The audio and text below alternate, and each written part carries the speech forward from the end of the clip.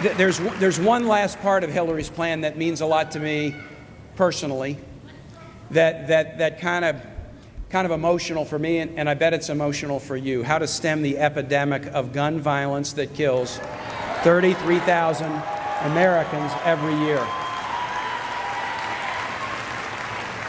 As governor during one of the most horrible shootings in America's history, this issue is very close to my heart, very close to my heart. And I know that many of you here feel exactly the same way after that tragic shooting in Orlando in June. We can do better, folks. We can do better. It was in April of 2007, about halfway through my time as governor. I had just arrived in Japan on a trade mission to bring jobs back to Virginia, had checked into the hotel room, had fallen asleep when the knock came at my door, and the head of my security detail said, "Governor, you got to turn on the TV. We're going to get on the phone. There's a horrible shooting underway at Virginia Tech, this wonderful college in Blacksburg, Virginia."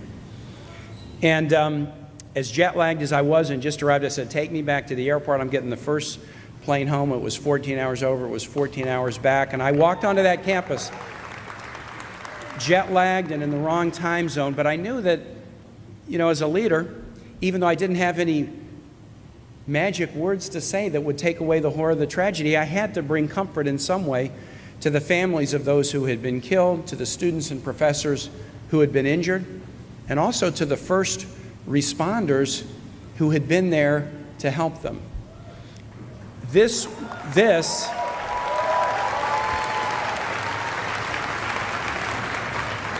April 16, 2007, that was the worst day of my life. It was the worst day of so many people's lives. And for the parents and the loved ones of those kids and professors, that pain never goes away.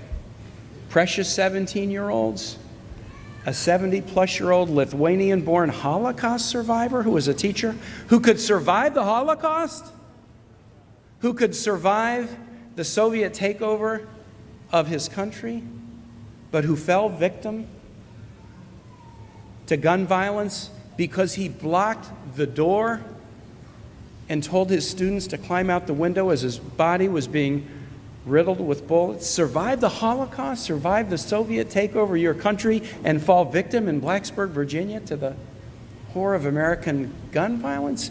So when the vast majority of Americans, and even a majority of NRA members, agree that we have to adopt common sense gun safety measures, Hillary and I will not rest. Will not rest. We will not rest.